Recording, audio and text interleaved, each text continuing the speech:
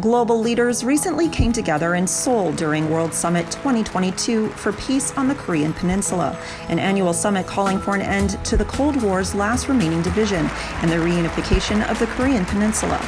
존경하는 지도자 여러분, 한 방울의 물들이 모여 대를 이루듯 이러한 평화와 통일의 여정들을 통해 그동안 인연된 수많은 정상급 지도자들을 모시고 오늘부터 2월 14일까지 한반도 평화 서밋을 개최하게 되었습니다. The summit's host, Universal Peace Federation co-founder Dr. Hak Jahan Moon and co-chairs Cambodia Prime Minister Hun Sen and former United Nations Secretary General Ban Ki-moon joined some 85 world leaders representing more than 70 nations who addressed millions of people participating virtually throughout the world. 나와 하나 되는 남과 북이 형제가 되는 자리에서 세계 평화, 통일이 우리 시대에 당대에 이루어질 수 있습니다.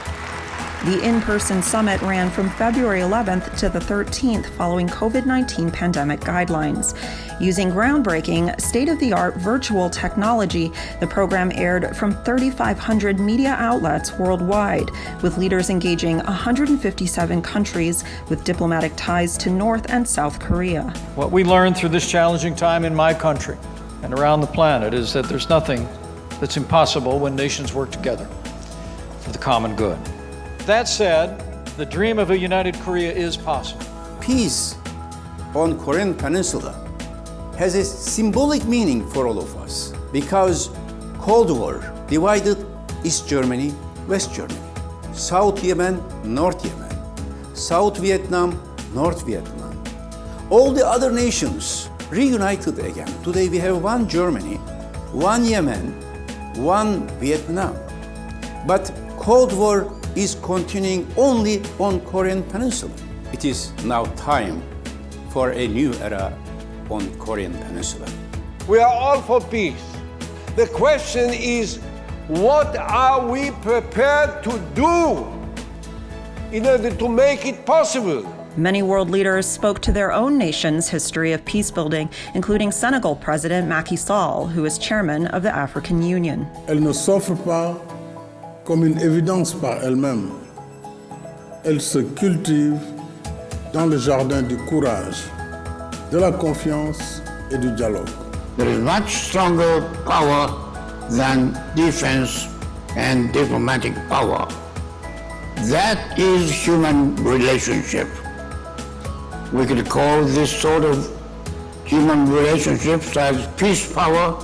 Let's push forward with this peace power. Speakers highlighted challenges to peace like resistance to denuclearization, foreign troops in South Korea, strained relations in the Asia-Pacific region, and core Korean differences in leadership and values. The human race will move forward to safety, to prosperity, and to freedom only if good people take the time, show the courage, and get involved. The first summit with Kim Jong-un in June 2018 appeared to build on the sense of goodwill that negotiations between the South and North had achieved. But words are one thing, real progress is quite another.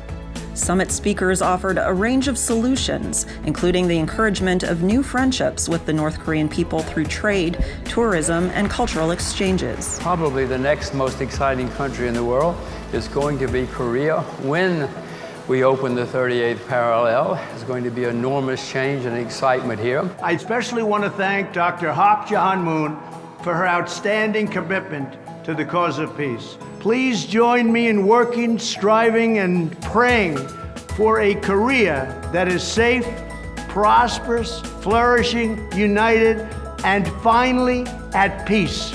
We need collectively, all of us, to come together to champion the human rights of the people in North Korea. And you know what? We can do that peacefully, using every diplomatic channel available. A unified Korea would show the world that anything is possible. The summit, spearheaded by Dr. Moon and her late husband Reverend Sun Myung-moon's vision of reunifying their homeland, has drawn the support of key leaders throughout the world and virtual audiences participating in numerous countries. The summit also featured the Sunhak Peace Prize ceremony, which honored Dane Professor Sarah Gilbert of Oxford University and Gavi, the Vaccine Alliance, as the 2022 laureates for their contributions during the COVID-19 pandemic. I had the great privilege to work with many experts to make the vaccine widely available as fast as we could. It is now in use in at least 170 countries, and over 2.5 billion doses have been produced. We must increase the number of manufacturing facilities around the world as part of ensuring a more equitable supply of vaccines in the future.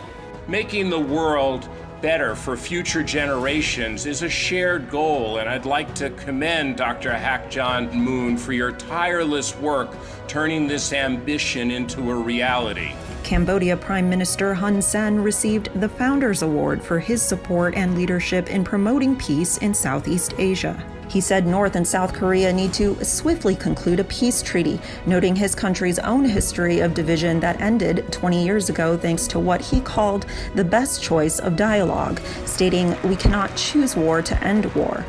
Dr. Moon launched the Sunhak Peace Prize in 2013 to honor the legacy of her husband. The biennial award recognizes laureates for their extraordinary service to global peace in sustainable human development, conflict resolution, or ecological conservation.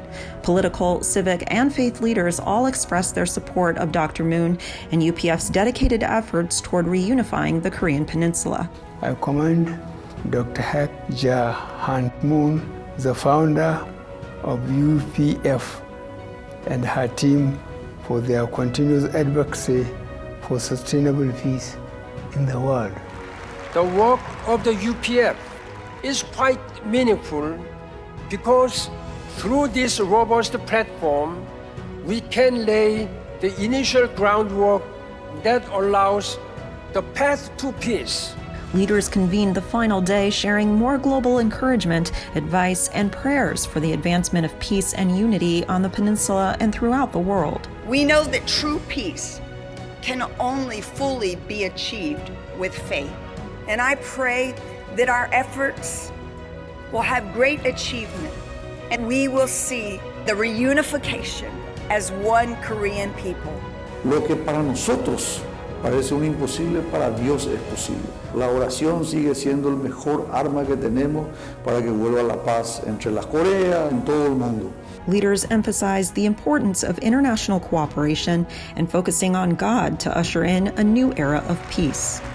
World Summit 2022 concluded with a virtual 1 million person rally for peace, with 12 simultaneous live rally events happening throughout South Korea, which streamed to the world, ensuring Korea's voting public knows the international community is behind them.